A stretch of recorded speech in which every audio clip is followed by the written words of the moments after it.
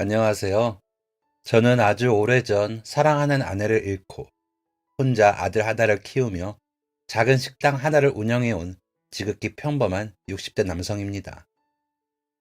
늦둥이로 저를 낳아주신 어머니 아버지께서는 제가 결혼하고 얼마 되지 않아 약속이라도 하신 듯 차례로 세상을 떠나셨고 몇 년 후 아내마저 사고로 세상을 떠나보내고 나니 정말 괴롭고 억울한 날들이었습니다.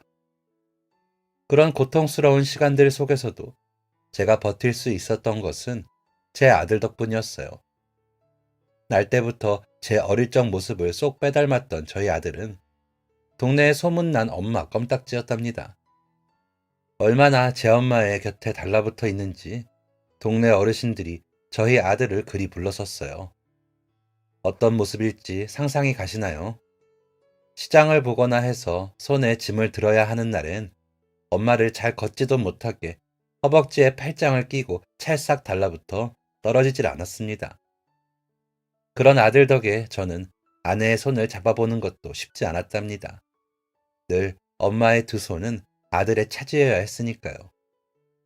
간혹 서운한 순간들도 있었지만 그래도 저는 그런 아들이 정말 예뻤답니다. 왜 그런 말도 있잖아요. 눈에 넣어도 안 아픈 자식이라고. 어떤 행동을 해도 믿지 않고 그저 예쁘기만 했던 아들이었습니다. 아들이 저보다 아내를 더 좋아하는 것도, 아내가 있으면 아들에게 제 차례라는 것은 허락되지 않는다는 것도 저는 모두 이해할 수 있었어요. 왜냐하면 제가 아들한테 그렇게 좋은 아빠는 아니었거든요. 저희 아들에게는 아빠와 함께 할 시간이 많이 부족했습니다. 제가 하던 일 때문이었어요. 그맘때 저는 작은 고깃집 하나를 운영하고 있었거든요. 솔직하게 손님이 그렇게 많은 장사는 아니었습니다. 저희 가게가 유독 그랬던 것 같아요. 뭐가 문제였는지 정확히 알 길이 없어 늘 답답한 신세였지요. 그렇게 손님이 없으니 더욱더 집으로 일찍 들어가기가 쉽지 않았습니다. 유독 한 테이블의 손님도 들어오질 않아 그냥 포기하고 집에 일찍 들어갈까 하는 날이면 어떻게 알았는지 문 닫을 때에 딱 맞춰 손님이 들어오곤 했었거든요. 어라? 장사 끝났어요? 하시는 그 말씀들에 저는 차마 그렇다는 대답을 내놓을 수 없는 입장이었고 한 팀이라도 팔아야 오늘 장사가 된다는 미련에 늦은 시간까지 그 한 테이블 손님들을 위해 자리를 지켰습니다. 손님이 없으니 그렇게라도 해서 조금이라도 벌어야 했기 때문이죠. 그러다 보니 아들과 아내와 함께 보내는 시간들이 점점 더 귀해져만 갔습니다. 하루를 멀다 하고 빠르게 커가는 아들을 더 많이 눈에 담을 수 없다는 생각에 힘이 빠지다가도 늦은 밤 방문 틈 사이로 보이는 곤히 잠든 두 사람의 얼굴을 보면 거짓말처럼 힘이 샘솟았어요. 그렇게 저는 가족이 있다는 것은 세상 그 어떤 것보다 복받은 일이라는 것을 매 순간 느끼며 살았습니다. 아들은 비록 저를 서먹해 했지만 제게 아들은 비타민 같은 존재였어요. 간혹 매출이 하나도 없는 날엔 아내가 아들의 손을 잡고 가게로 오기도 했었는데 불판 가득 고기를 굽는 것 대신 남은 자투리 고기로 설렁탕을 끓여다 주면 아들이 곧잘 먹더라고요. 그렇게 오물오물 잘도 씹어먹는 아들 녀석을 보고 있으면 한탄하던 마음도 곧 넘쳐 흐를 것 같던 눈물도 쏙 들어가곤 했습니다. 아마 아이가 있는 세상의 모든 부모들이 제 마음을 공감하지 않을까 생각합니다. 비록 아빠를 서먹해 하는 아들이었지만 미운 구석은 없는 그런 착한 아이였다고 자부합니다. 제가 아빠라서 그 녀석이 제 아들이라서 그런 것은 아니고요. 아이가 12살인가 됐을 해에 갑자기 어느 날 모르는 번호로 전화가 와서 받아보니 아들이 생판 알지도 못하는 어떤 할머니 집에 가 있다는 전화였습니다. 댁 아들이 우리 집에 있는데 와서 좀 데려가실라오? 저희 집에서 그리 멀지 않은 동네였지만 그래도 12살 인생을 살면서 한 번도 가본 적이 없을 낯선 동네일 텐데 왜 혼자 그곳까지 가게 되었는지 심장이 철렁하더군요. 혹시나 길을 잃어 모르는 할머니께 울면서 도움을 청한 것은 아니었을지 혼자 애를 끌었을 아들을 생각하며 아내와 함께 부랴부랴 그 어르신 댁으로 달려갔었죠. 울지는 않았을지, 놀란 마음에 잔뜩 기죽어 있진 않을지, 전전긍긍하며 대문을 열었을 땐 요구르트 하나를 물고 해맑게 웃으며 멀뚱멀뚱 저희를 바라보는 아들이 있었습니다. 현우야, 여기서 뭐해? 어쩌다 여기에? 아내는 울먹이며 달려가 냅다 아들을 끌어안았고 그 소리를 들은 그 댁 할머니께서 작은 미닫이 문을 열고 모습을 드러내셨습니다.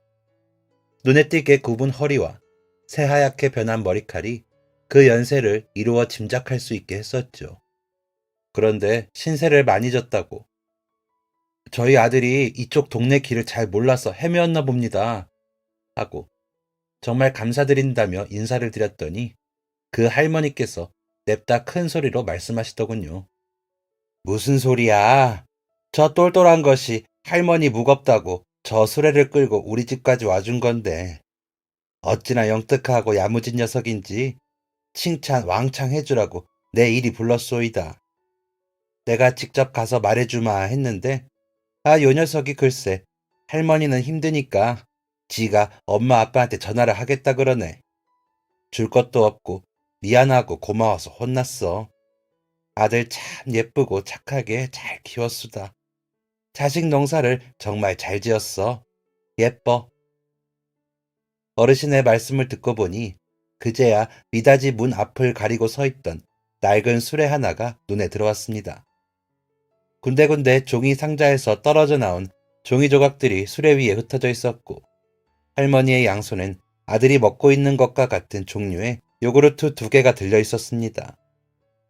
이윽고 할머니께서는 아들 덕분에 편하게 이 길을 올라오셨다며 요구르트를 저희 부부에게 건네시더군요. 정말 눈물이 쏙 나도록 너무 고마운데 줄 게 마땅치 않아. 미안해서 어째. 먹을 것도 없겠지만 천천히 마시고 날 더 어두워지기 전에 집으로 가게나. 아들 참 잘 키웠어. 복 받을 거야 아주. 사양할까 하다가도 아내가 옆구리를 쿡 찌르며 껍질을 까서 준 요구르트를 최대한 천천히 맛보았습니다.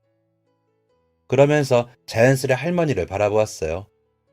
아마 대부분의 사람들이 그러하겠지만 연로하신 할머니를 바라보고 있으니 그 생김새와 목소리가 전혀 다름에도 불구하고 이상하게 어머니 생각이 나더군요. 저희 어머니와 제가 나이 차이가 정말 많이 났었거든요. 제가 기억하는 어머니의 얼굴은 늘 주름이 가득한 얼굴이었고 희다못해 회색이 되어버린 머리칼은 늘 질끈 묶여 있었답니다. 그래서 그 할머니를 보며 어머니 생각이 들었던 것 같아요. 살아계셨다면 이런 모습이셨을까? 아니, 어쩌면 이보다 더 늙은 모습을 하고 계셨을까? 하고 말입니다. 그렇게 최대한 천천히 맛보려던 요구르트는 금세 바닥을 보였고 그 낯선 할머니의 배웅을 받으며 저희 가족은 집으로 돌아가게 되었어요. 그리고 집으로 돌아가는 길, 아들의 속마음을 들어볼 수 있게 되었습니다. 어쩌다가 모르는 할머니의 손수레를 끌어들이게 되었느냐고 물었더니 아들의 대답이 참으로 기특했어요.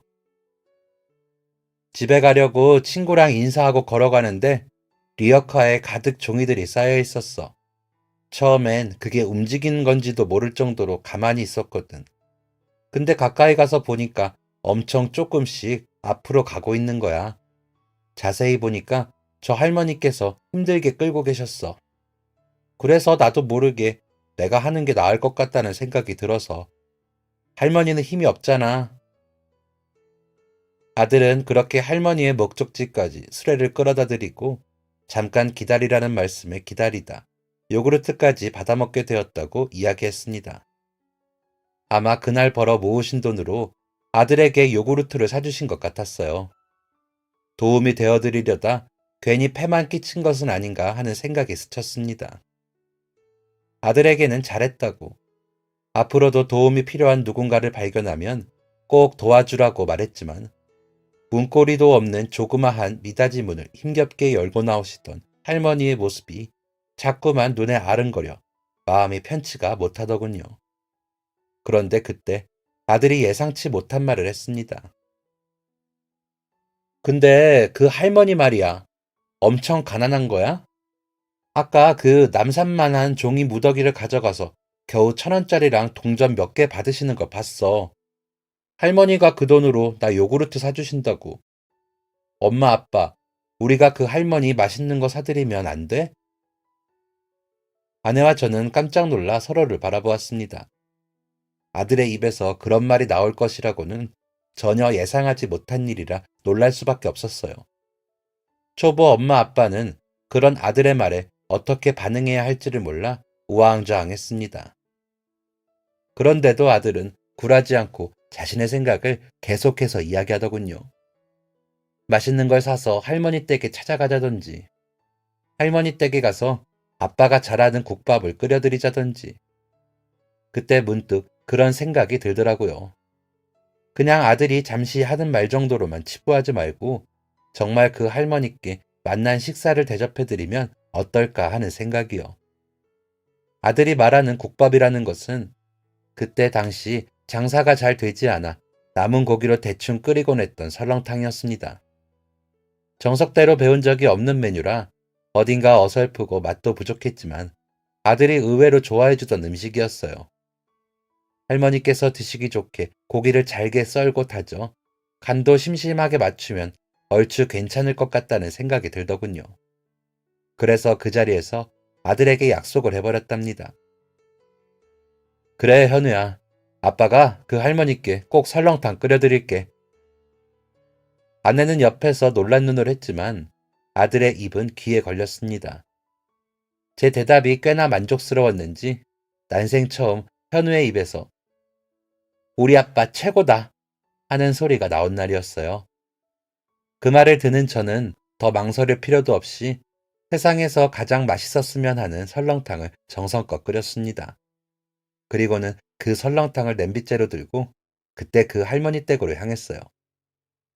와서 아들 데려가라 하시며 전화로 불러주셨던 그때 그 주소를 더듬어가며 올라간 할머니의 보금자리는 다시 보아도 아찔했습니다.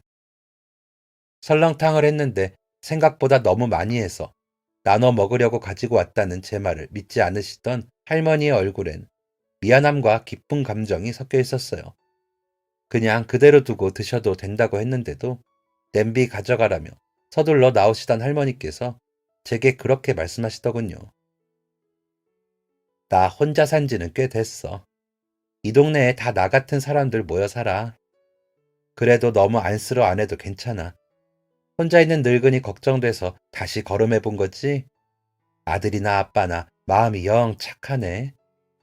주말마다 나 살았나 죽었나 들여다보고 먹을 거 나눠주는 젊은이들이 있어. 부지런하고 고마운 사람들이지. 그러니 자네 너무 걱정 말게. 오늘 나눠준 설렁탕이랑 그 마음은 내 눈 감을 때까지 잊지 않을게. 고마워. 다행이다 하고 생각했습니다.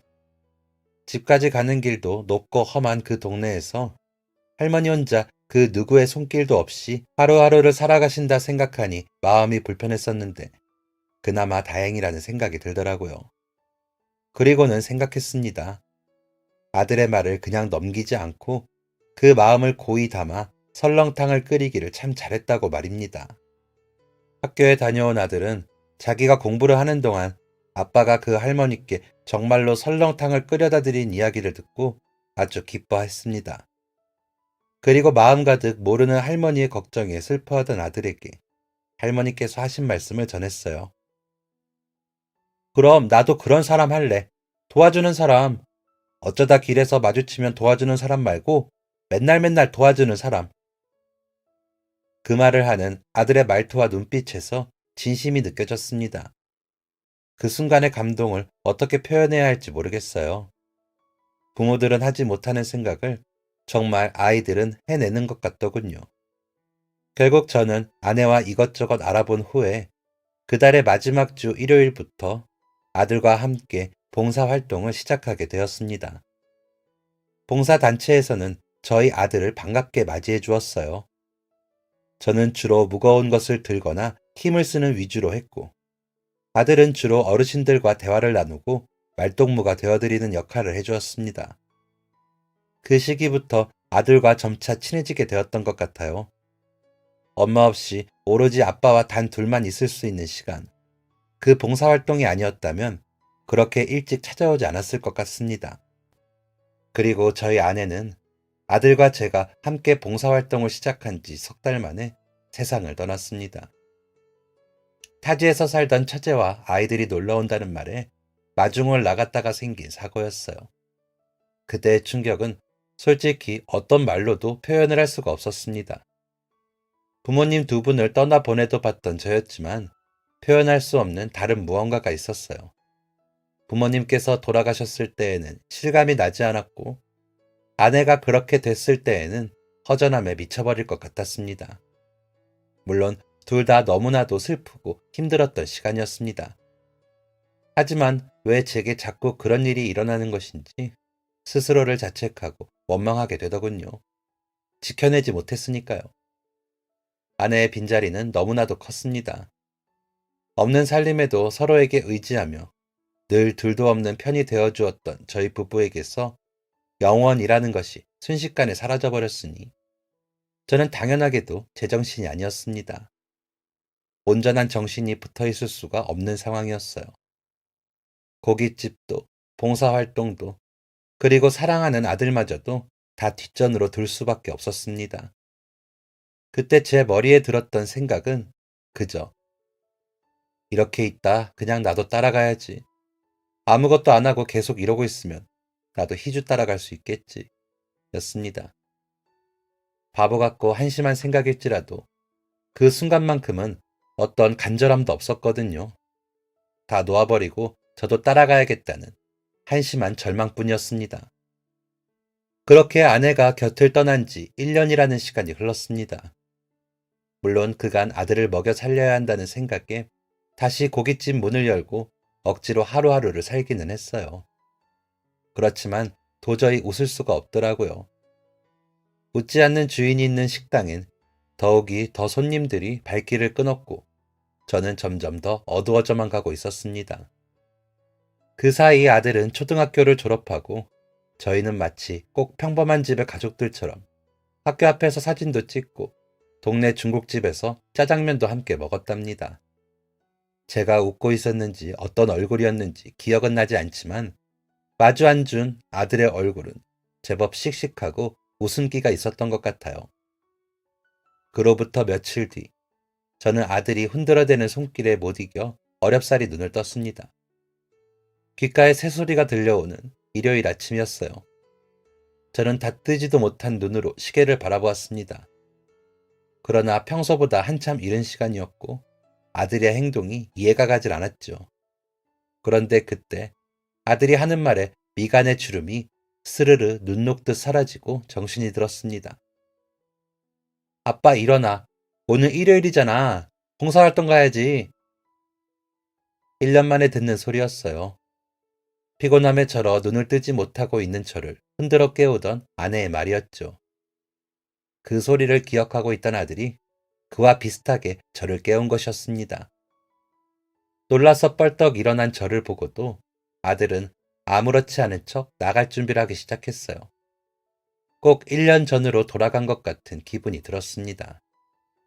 그래서 혹시나 했지만 아내의 흔적은 역시나 없더군요. 얼떨결에 나갈 준비를 하고 아들의 손을 잡고 문 밖을 나서며 녀석에게 물었습니다. 우리 이제 봉사활동 안 가잖아. 갑자기 왜? 다시 가고 싶어졌어?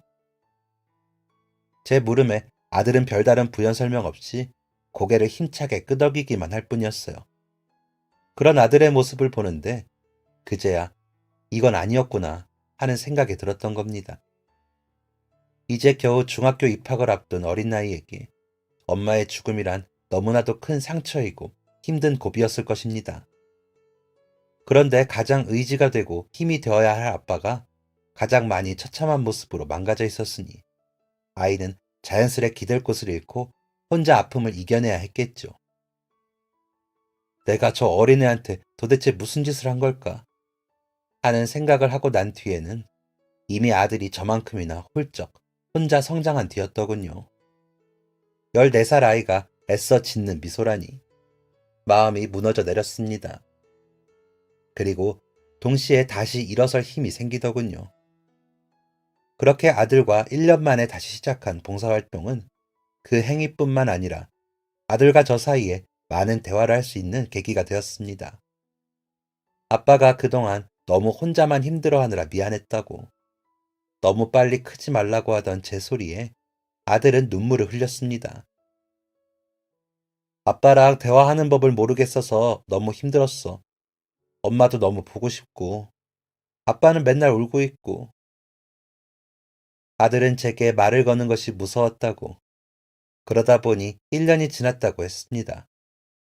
아빠가 우는 게 무서웠던 아들은 1년 만에야 아빠와 아무렇지 않게 대화할 궁리를 마친 셈이었어요. 봉사활동 가자고. 저희가 처음 대화를 많이 하게 된 계기가 봉사활동이었으니까요. 그렇게 아들과 저는 다시 봉사활동을 시작하며 조금씩 아내가 없는 저희 집을 인정하게 되었습니다. 아내가 곁에 없다는 걸 받아들이기까지 너무 오래 걸렸던 것 같아요. 혼자도 아니고 아이 아빠가 되어서 말입니다. 그렇게 자꾸만 무너져가던 저를 일으켜 세워준 기특하고 고마운 아들 덕분에 저는 다시 한번 인생을 계획하게 되었습니다. 무엇보다 아직 겨우 중학생밖에 되지 않은 아들을 위해서라도 남은 인생을 제대로 좋은 아빠로 살아보고 싶더군요. 그래서 고민 끝에 식당을 접으려 했었어요. 그런데 그때 아들이 흘러가듯 건넨 말 한마디가 또 제 마음을 흔들어 놓게 되었습니다. 아빠, 고깃집 문 닫으면 뭐해? 설렁탕집 해? 아빠가 제일 잘하는 거 설렁탕이잖아. 할머니, 할아버지들도 다 맛있다고 했잖아. 돈 받고 팔라고. 왜 그 생각을 못했을까요? 그냥 늘 해오던 것만 해야 하는 줄 알고 팔리지도 않는 고기를 굽고 또 구우며 시간만 낭비했다는 후회가 밀려왔습니다. 설렁탕, 어디 누구에게 배워본 적도 없는, 오직 제 감과 미각만 믿고 남은 고기로 가족들 먹이려고 만들었던 설렁탕. 그때 썼던 자투리 고기보다 더 좋은 고기로 더 제대로 연구해서 시작해본다면 왠지 잘할 수 있을 것만 같은 자신감이 들더군요. 아무래도 그 자신감의 원천은 아빠 잘한다고 칭찬해주던 아들이었고 말입니다. 그렇게 저는 가게 내부를 열심히 뜯어고치고 쓸고 닦는 것부터 다시 시작하게 되었습니다. 비용이 많이 들어 모든 부분을 다 뜯어고칠 수는 없었지만 할 수 있는 선에서 최대한 그럴싸하게 만들고 싶었거든요. 잘 될 것 같다는 예감보다 망하면 안 된다는 불안감에 더 그랬던 것 같습니다.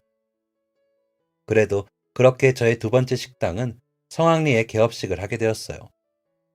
동네에 새로운 식당이 문을 여니 평소에는 오지 않던 손님들도 제법 찾아주셨고, 걷기도 힘든 어르신들이 직접 찾아와 주시거나 봉사활동을 함께하던 봉사자님들이 가족들을 데리고 와주기도 했습니다. 그런데 하루 이틀, 한 달까지는 개업발로 이어간다고 생각했었지만 2달이 지나도 1년이 지나도 식당엔 손님들로 늘 가득하지 뭡니까? 처음 2달까지는 얼떨떨했다가 그 후부터는 바빠서 정신을 못 차릴 정도였습니다. 생각보다 개업발이 꽤 오래가네 했던 생각은 1년이 되어 가도록 변함이 없었고, 가면 갈수록 설렁탕을 만드는 일이 즐거워졌죠. 아내의 기일엔 직접 만든 설렁탕을 자랑스레 한 그릇 올리기도 했답니다. 고깃집을 하면서 워낙 바닥을 봐서 그런지 설렁탕집을 할 때는 더 맛있게 그리고 더 저렴하게 해야겠다는 생각이 있었는데 그 생각이 먹혔던 것 같아요. 아이가 중학교 졸업을 하고 고등학교 졸업을 할 때까지도 저희의 식당은 꾸준한 손님들이 발걸음을 해주는 동네의 터줏대감이 되었습니다. 물가가 오르고 재료값들이 다 오르게 되면서 설렁탕 가격도 올려야 하나 고민이 많았지만 최대한 가격을 지켜내고 싶었습니다. 아무래도 식당의 손님이 계속해서 이어질 수 있었던 것은 식당을 찾아주신 손님들 덕분이니 그분들을 위한 한 그릇을 만들고 싶었던 것입니다. 현실적인 면에서 조금씩 가격 인상이 불가피한 순간들을 제외해두고는 늘 한결같은 모습을 보여드리기 위해 많이 노력했던 것 같습니다. 손님 한 분 한 분 찾아오시는 분들에게 맛뿐만 아니라 말 한마디까지 신경 쓰려 했었죠. 그것이 제 즐거움이기도 했고 말입니다. 윗동네에 사시는 어르신들께서 제 만류에도 불구하고 힘든 몸을 이끌고 가게로 내려오시는 날이면 계산대 앞에서 돈을 주겠다, 안 받겠다 하며 실랑이를 벌이기도 했습니다. 그 외에도 식당에는 어르신들뿐만 아니라 다양한 연령대의 손님들이 오셨어요. 연인들이 오기도 하고, 가족 단위로 오기도 하고, 각자의 특징에 따라 제 기억에 남는 분들이 참 많이 계십니다. 교복을 입고 딱 보기에도 무거워 보이는 가방을 맨 채 혼자 밥을 먹는 학생들한테는 돈을 받지 않기도 했었어요. 아들 생각에 그랬지요. 저희 아들은 군대에 가기 전까지도 저와 함께 꾸준히 봉사활동을 다니며 본인이 살고 싶은 인생에 한 발자국씩 가까워지고 있었습니다. 그렇게 여리고 착한 아들이 입대하던 날 씩씩하게 인사하고 돌아서는데 어찌나 눈물이 나던지요. 힘든 군대에 간 아들을 생각하면 밤에 잠이 오지 않다가도 식당 일을 하다 보면 하루 가는 줄을 몰랐습니다. 그저 하루하루가 빨리 흘러 아들의 군 생활이 얼른 끝나기만을 바랐답니다. 아들이 군대에 가고 나서도 저는 봉사활동을 계속 이어나갔어요. 사회복지사가 꿈이었던 아들의 아버지 혼자라도 꼭 가시라는 당부가 있기도 했고, 저도 그 활동 자체에서 느끼는 감정들을 외면하기 힘들었기 때문이었습니다. 그렇게 소소한 순간들에서 여러 감정들을 느끼며 하루하루를 보내던 어느 날의 일입니다. 식당에 웬 중학생쯤 되어 보이는 아이 하나가 혼자 조심스레 들어오더군요. 아침 장사를 시작하기도 전이라 좀 기다려달라는 말을 하려고 했었어요. 그런데 가까이 다가가서 보니 아이의 꼴이 말이 아니었습니다. 얼굴은 퉁퉁 부어 있었고 며칠 씻지도 못한 것처럼 꼬질꼬질했어요. 입고 있던 체육복에는 인근 중학교의 마크가 그려져 있었습니다. 그마저도 남이 입던 옷을 입은 듯 소매가 크고 지저분했어요. 본능적으로 힘든 아이라는 생각이 들었습니다. 하지만 먼저 내색하진 않았어요. 제 편견이라면 그건 아이에게 실수를 하는 일이 되니까요. 아직 재료 손질이 다 되질 않아서 장사 시작하려면 30분 정도 남았는데 앉아서 기다려줄 수 있겠니?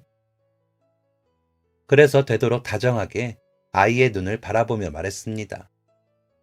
시커먼 두 눈동자가 초롱초롱하게 빛나는 것을 보니 마음이 더 쓰였습니다. 불쌍한 아이구나. 어떤 사정이 있는 걸까? 배가 많이 고파 아침부터 식당을 찾은 거겠지.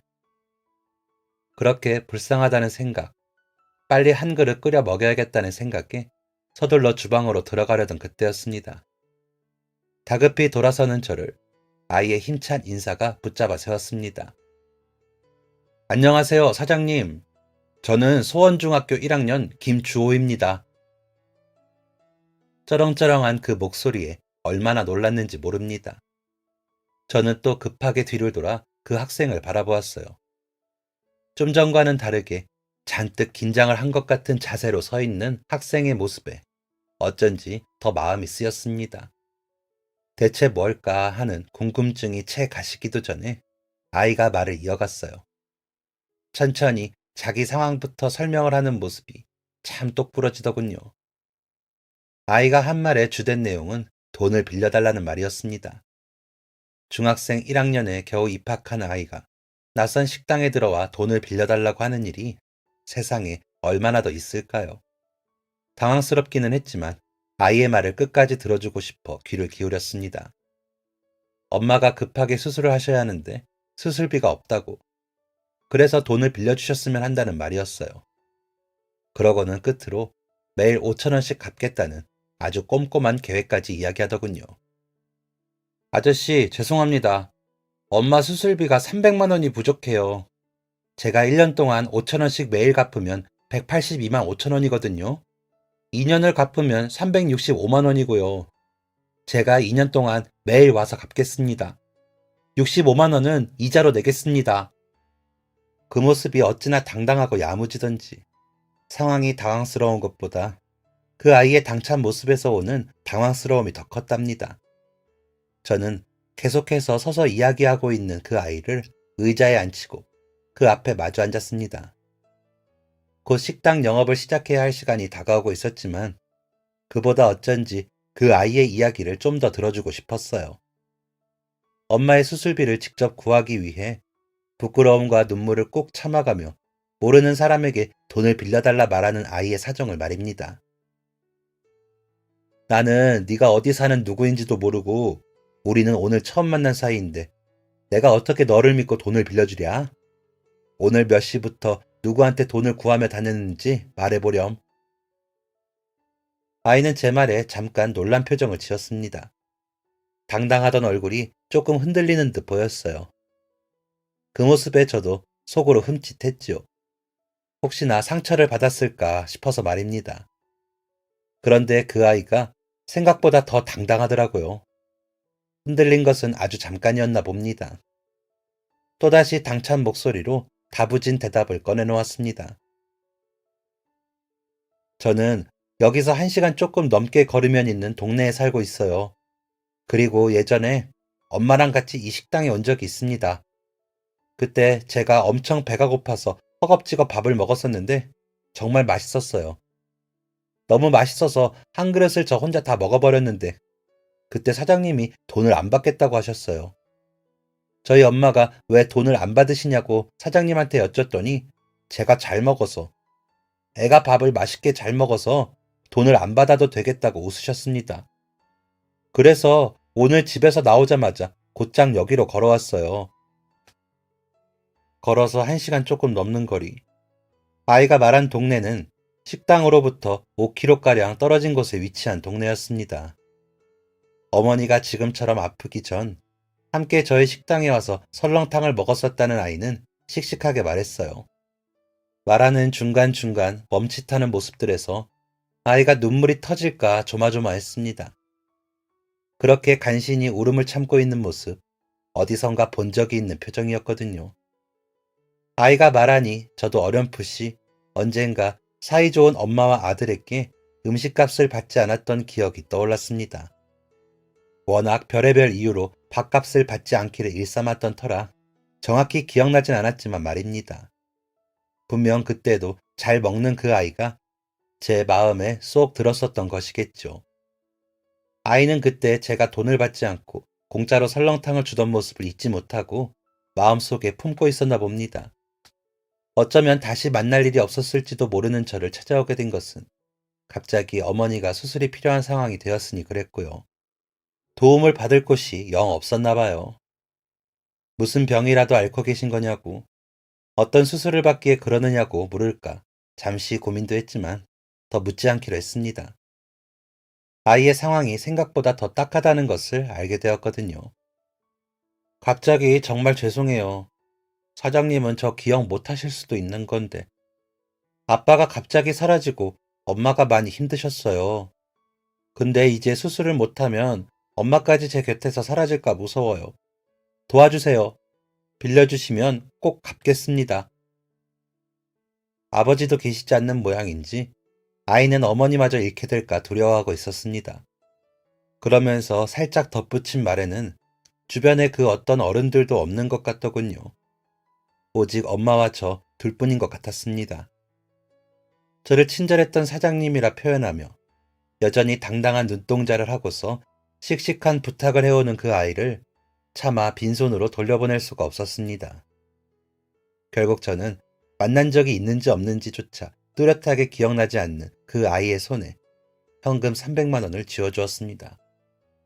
돈을 받아들고 고개를 꾸벅 숙이며 꼭 갚겠다는 말을 재차 강조하던 그 아이의 둥그런 정수리가 어쩐지 가슴 아팠습니다. 내가 저 돈을 다시 돌려받지 못한다고 한들 저 아이가 무슨 죄가 있을까? 도움의 손길을 내밀 곳이 마땅치 않아 결국 모르는 사람을 찾아온 그 아이의 무거운 마음을 감히 헤아릴 길이 없었습니다. 그리고 저는 어찌 보면 당연하게도 그 돈을 돌려받게 될 것이라는 생각을 하지 않았습니다. 겨우 중학교 1학년짜리 아이가 돈이 없어 수술비에 쓸 돈도 없는 형편의 어린아이가 정말 그 돈을 갚을 수 있을 것이라는 기대는 하지 않았기 때문입니다. 그런데 그 녀석 참 대단하고 끈질기더군요. 정말로 매일 5천 원씩, 그렇게 한 푼 한 푼 하루도 빠짐없이 돈을 갚아 나갔습니다. 처음에는 기특해서 그러려니 하고 별다른 말 없이 그 5천 원을 받기만 했는데 나중에는 점점 궁금해지더라고요. 어디서 매일 5천 원을 벌어다 오는 건지, 어머니 수술은 잘 하셨는지 하는 것들이요. 저도 짧게 남아였지만 매일같이 그 아이를 만나게 되다 보니 그전보다 마음이 더 갈 수밖에 없는 상황이었죠. 그래서 결국 하루는 그 아이를 붙들고 궁금했던 것들을 물었습니다. 제 질문에 불편해할 줄 알았는데 그 아이는 그런 것도 없더군요. 저희 엄마 수술은 잘 끝났어요. 신장암이었는데 사장님이 빌려주신 돈 덕분에 더 늦기 전에 수술받고 치료받으며 회복 중이세요. 정말 감사합니다. 저는 지금 주유소에서 아르바이트하고 있어요. 학교 다녀와서 동네 주유소마다 돌아다니면서 일하게 해달라고 부탁드렸어요. 제가 너무 어려서 다들 안 된다고 하셨는데 좋은 사장님이 한 분 계셨어요. 제가 매일 5천 원씩 꼭 가져가야 한다 말씀드렸더니 특별히 돈도 1급으로 주시고 계세요. 아직 많이 남았지만 꼭 다 갚겠습니다. 물어보길 참 잘했다는 생각이 들 정도로 아이는 막힘없이 술술 이야기를 들려주었습니다. 무엇보다 어머니의 수술이 잘 되었고 남은 치료만 잘 받고 회복하면 된다는 말에 마음이 놓이더군요. 게다가 아이가 어디 가서 또 좋은 사람을 만나 도움을 받고 있다는 말에 다른 사람 눈에도 아이의 착한 심성이 보이는 것 같아 다행이라는 생각이 들었습니다. 그리고 놀랍게도 그 아이는 2년이라는 시간 동안 빠짐없이 매일 5천 원씩을 꼬박꼬박 갚아나갔습니다.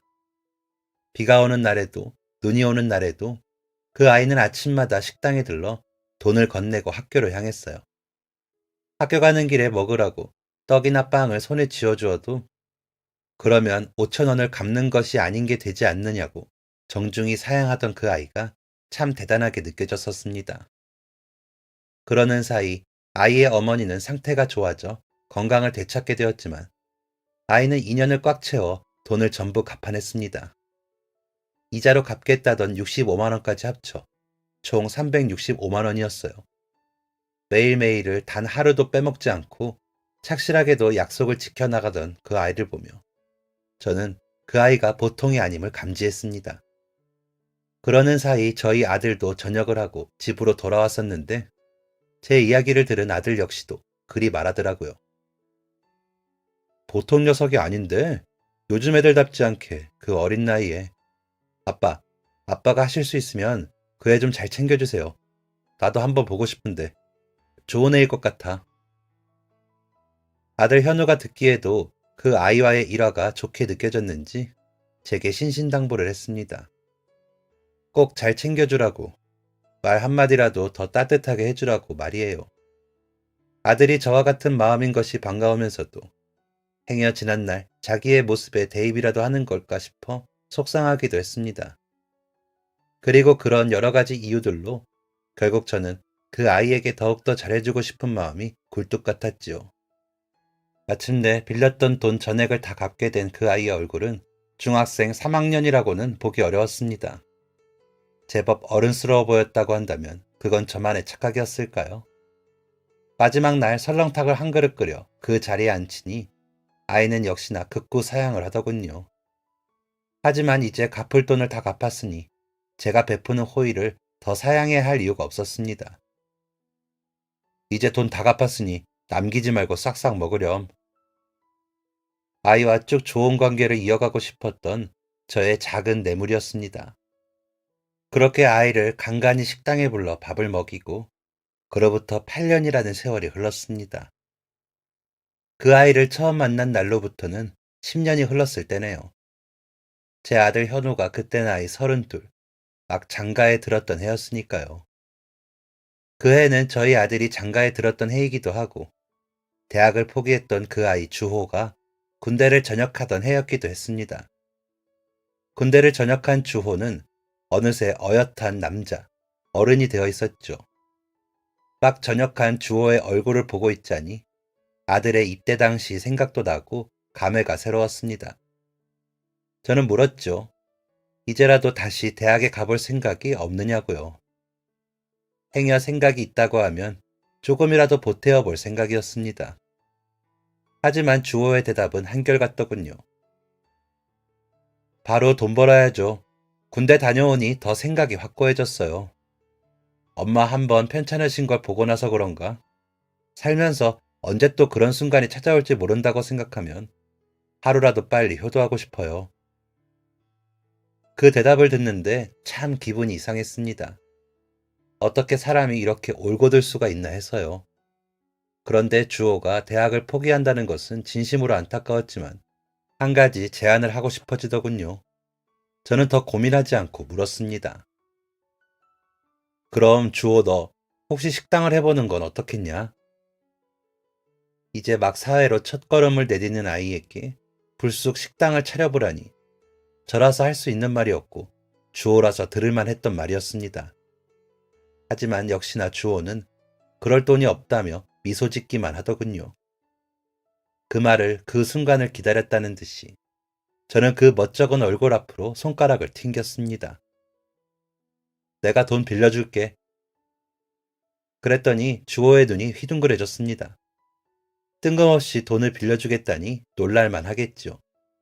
심지어는 이번은 자기가 먼저 빌려달라고도 한 적이 없으니 더 놀라웠을 것입니다. 저는 주호에게 말했습니다. 네 신용은 네가 중학생 때 돈을 끝까지 다 갚아낸 것으로 이미 다 보여줬고 이번에 돈 빌려주면 그때 했던 것처럼 이제는 주유소 대신 네 가게에서 번 돈으로 그렇게 갚아보는 거야. 왜 사회로 첫걸음을 내딛는 아이에게 그렇게나 덥석 큰 돈을 빌려주며 식당까지 차려주었느냐고 묻는다면 글쎄요. 아무래도 주호 그 아이에게서 느꼈던 그 기분 좋은 예감, 보통이 아닌 것 같다는 직감 때문이 아니었을까요? 어린 나이에 2년 동안 단 하루도 빠짐없이 돈을 갚았던 그 집념과 끈기, 그리고 10년이 흐른 후에도 여전히 설렁탕을 맛있게 먹을 수 있다는 한결같음, 가족과 사랑을 우선시하는 멋진 마음까지 어느 하나 제 마음에 들지 않는 구석이 없었습니다. 만약 2호점을 내야 한다면 주호 같은 성격의 사람에게 맡기고 싶다는 생각이 강하게 들었죠. 제 말을 들은 주호는 설렁탕을 먹던 숟가락을 내려두고 눈물을 흘렸습니다. 그동안 이미 지겹도록 들어왔던 주호에 감사하다는 그 말이 그 순간에는 정말 벅차오르더군요. 꼭 잘 될 거라고, 행여나 정이라도 붙을까 칼 같고 돌같이 굴던 그 아이를 10년 만에야 안아줄 수 있었습니다. 그렇게 저는 주호에게 제 설렁탕집과 같은 식당을 차려주었습니다. 형식상 2호점이었어요. 녀석은 힘들 법도 한데 한 번에 내색 없이 부지런하게 식당을 지켰습니다. 열심히 하는 모습을 보고 있으면 저까지 힘이 나서 살짝 느슨해졌던 긴장감을 다시 가지고 열심히 하게 되었어요. 함께 하는 사람이 있으니 그런 점이 참 좋더군요. 서로 으쌰으쌰 할 수 있다는 것이 겨우 20대 초반의 그 아이에게 심적으로 의지가 되기도 하면서 든든했습니다. 그리고 뭔가 그 녀석이 잘 해낼 거라는 믿음이 있기도 했고요. 저희 식당의 가장 기본 메뉴였던 설렁탕부터 한 상에 같이 나가던 김치, 깍두기, 물 한 잔까지도 우리는 함께 의논하고 생각을 펼치며 한 단계 한 단계 나아갔습니다. 사실 대부분의 아이디어들은 제 머리가 아니라 주호의 머리에서 나온 것들이었어요. 그리고 식당은 정말 놀라운 속도로 번창하기 시작했습니다. 그렇게 지금 현재 길지도 않은 몇 년 사이 그 녀석은 제가 생각했던 것보다 훨씬 더 멋진 결과를 가져다 주었어요. 비교적 저희 식당엔 적은 편이었던 젊은 층을 대상으로 한 작고 큰 아이디어들로 식당을 꾸려가던 주호는 저희 식당을 소위 말하는 줄 서는 맛집으로 이끌었습니다. 여기저기 방송이나 유튜브를 통해 소개되기도 하면서 이름을 더 날리게 되었죠. 그 덕에 지금 저는 여기저기 여러 지점을 가진 대박 식당의 주인공이 되어 회장님 소리를 들으며 지내고 있답니다. 아들에게 늦게나마 아빠 노릇, 손주에게 할아버지 노릇을 해주는 것 같아 요즘 마음이 좀 든든합니다. 식당을 대박으로 이끈 장본인인 주호 역시 어머니와 함께 행복하게 살아가고 있습니다. 주호는 여전히 어머니의 건강이 최우선이라고 하는 착한 아이랍니다. 가족의 건강, 가족의 행복을 최우선으로 생각하는 녀석의 마음씨가 오늘도 참 예쁩니다. 두고두고 오래도록 예쁠 마음입니다. 그리고 저는 이제는 한 아이의 아빠가 된 저희 아들, 현우와 함께 여전히 봉사활동이나 기부를 통해 사람들을 돕고 있습니다. 베풀고 나누는 이 즐거움이 참 사람의 정신을 건강하게 만들어주는 것 같아요. 앞으로도 더 많이 나누고 더 많이 베풀며 살 수 있도록 더 멋진 사람이 되어야죠. 그래야 하늘에 있는 저희 아내가 저를 보며 손가락 따봉을 날리고 웃어줄 것 같네요. 여러분도 건강하세요. 건강검진 꼭 하시고요. 아픈 곳 없이 따뜻한 밥 실컷 먹으며 건강하게 우리 그렇게 살아요. 감사합니다. 지금까지 사연 들어주셔서 감사합니다. 사연이 재밌으셨다면 구독과 좋아요를 눌러주세요. 감사합니다. 안녕히 계세요.